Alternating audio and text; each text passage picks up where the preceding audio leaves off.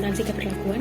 Akuntansi keperlakuan adalah dimensi akuntansi, perilaku manusia, dan hubungannya dengan pendesainan, penyusunan, dan penggunaan informasi akuntansi secara efisien dan efektif untuk mencapai keselarasan tujuan-tujuan. Adapun aspek-aspek penting dalam akuntansi keperlakuan, menurut Scalf and Lawin, ada 5 aspek penting dalam akuntansi keperlakuan, yaitu yang pertama, teori perusahaan dan keperlakuan manajerial, yang kedua ada penganggaran dan perencanaan, yang ketiga ada pengambilan keputusan, yang keempat ada pengendalian, dan yang kelima ada pelaporan keuangan. Setelah kita mengetahui aspek-aspek penting dalam akuntansi keperlakuan, di samping itu ada pun manfaat dari akuntansi keperlakuan sendiri. Yang pertama, akuntansi keperlakuan penting karena memungkinkan orang untuk mengerti bagaimana perilaku manusia mempengaruhi proses akuntansi. Jadi di sini manfaat ini sudah sangat jelas bahwa akuntansi keperlakuan itu sangat penting untuk bagaimana kita mengetahui perilaku manusia ini mempengaruhi proses akuntansi. Terus yang berikutnya, akuntansi ini juga membantu orang untuk mengerti bagaimana perilaku manusia dapat mempengaruhi hasil akuntansi. Selain itu, akuntansi keperlakuan juga dapat membantu orang untuk mengembangkan strategi yang lebih efektif untuk mengendalikan biaya, meningkatkan laba, dan memaksimalkan efisiensi operasional. Jadi intinya pada materi mengenai akuntansi keperlakuan pada umumnya ini menjelaskan bahwa akuntansi keperlakuan merupakan bagian dari disiplin akuntansi yang mengkaji hubungan antara perilaku manusia dan sistem akuntansi, serta dimensi keperlakuan dari organisasi di mana manusia dan sistem akuntansi itu berada. Selanjutnya, saya akan menjelaskan tentang akuntansi perilaku dalam pengauditan, di mana akuntansi perilaku dalam pengauditan ini sendiri tentang bagaimana faktor-faktor psikologis dan perilaku manusia ataupun seorang auditor dapat mempengaruhi proses audit, termasuk dengan pengambilan keputusan auditor, perilaku pihak yang diaudit, maupun interaksi antara keduanya. Nah, fokusnya ini pada reaksi manusia terhadap informasi keuangan, kebijakan, maupun lingkungan kerja. Tujuannya untuk memahami dan mengelola faktor-faktor perilaku yang dapat mempengaruhi kualitas audit, efisiensi, dan efektivitas. Jadi, audit itu bukan hanya tentang angka dan standar ya teman-teman, tapi juga tentang bagaimana sih manusia sebagai auditor dapat membuat keputusan, menilai risiko, dan menghadapi tekanan dalam situasi audit yang nyata. Berikutnya tentang pentingnya akuntansi keperlakuan dalam audit, di mana audit itu melibatkan keputusan kompleks dan interaksi sosial. Jadi perilaku auditor itu dapat mempengaruhi kualitas bukti audit, ketepatan opini, dan penilaian risiko dan materialitas. Berikutnya, kesalahan perilaku dapat saja menyebabkan audit failure dan salah saja laporan keuangan. Slide berikutnya adalah faktor-faktor perilaku auditor, di mana di sini ada 6 faktor, yaitu yang pertama tekanan waktu. Nah, tekanan waktu ini seorang auditor itu kan kita tahu bahwa auditor itu bisa saja sering dihadapkan pada deadline yang ketat. Yang kedua adalah independensi dan objektivitas, yang artinya auditor itu harus tetap netral dan tidak boleh terpengaruh oleh klien. Yang ketiga, pengalaman dan kompetensi, yaitu seorang auditor itu dengan pengalaman yang kurang bisa saja dapat menyebabkan ataupun membuat keputusan yang salah. Yang keempat, etika dan integritas, yang dimana artinya itu adalah hal ini tuh sangat penting. Kenapa saya bilang penting? Karena seorang auditor itu harus tetap jujur walaupun ada tekanan. Yang kelima, pengaruh klien ataupun atasan. Yang berikutnya, budaya organisasi, di mana lingkungan kerja itu dapat mempengaruhi etika maupun kualitas kerja. Di sini ada 5 jenis bias, yaitu yang pertama, anchoring bias, di mana seorang auditor itu terpaku pada informasi awal yang didapatkan. Yang kedua adalah confirmation bias, jadi seorang auditor itu mencari bukti yang mendukung keyakinan awal.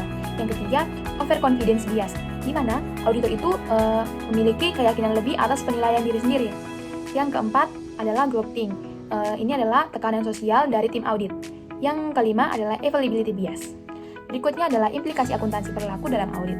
Di sini ada 3, yaitu yang pertama adalah potensi kesalahan dalam pengambilan keputusan audit, yang kedua adalah risiko audit failure akibat bias perilaku, yang ketiga adalah pentingnya pelatihan etika dan kesadaran kognitif.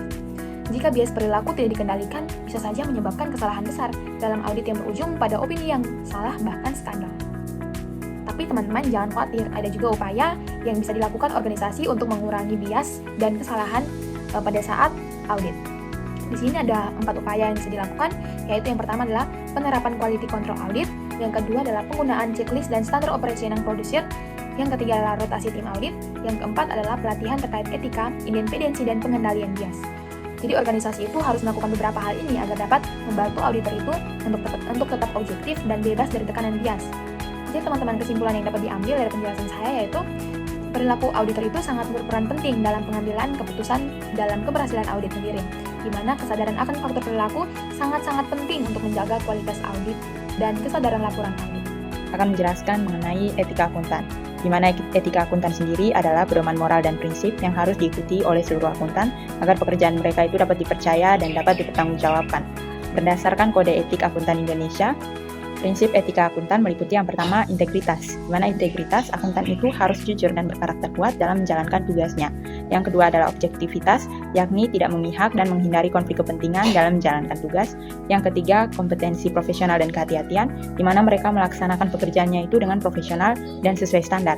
Yang keempat adalah kerahasiaan, yakni seorang akuntan harus menjaga kerahasiaan informasi klien dan tidak digunakan untuk kepentingan pribadi. Dan yang terakhir adalah perilaku profesional, di mana mereka bertindak konsisten dengan reputasi baik profesi akuntansi. Selanjutnya adalah peran etika akuntan dalam audit, yakni menjaga independensi auditor saat memeriksa laporan keuangan, mencegah manipulasi laporan demi kepentingan klien, dan membantu auditor mengambil keputusan yang adil dan benar. Dalam kesempatan ini, saya akan menjelaskan secara singkat garis besar dari riset yang saya temukan yang berjudul Pengaruh Tekanan Waktu, Kompleksitas Tugas, dan Orientasi Etika Terhadap Kecenderungan Auditor Melakukan Dysfunctional Audit Behavior. Riset ini berangkat dari realitas di lapangan, di mana auditor sering menghadapi tekanan waktu untuk menyelesaikan audit secepat mungkin. Beban ini semakin berat ketika dihadapkan pada kompleksitas tugas yang tinggi dan tuntutan profesional yang tidak ringan.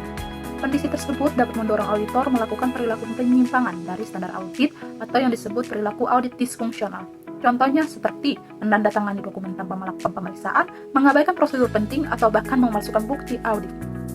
Nah, disinilah muncul peran penting dari orientasi etika auditor.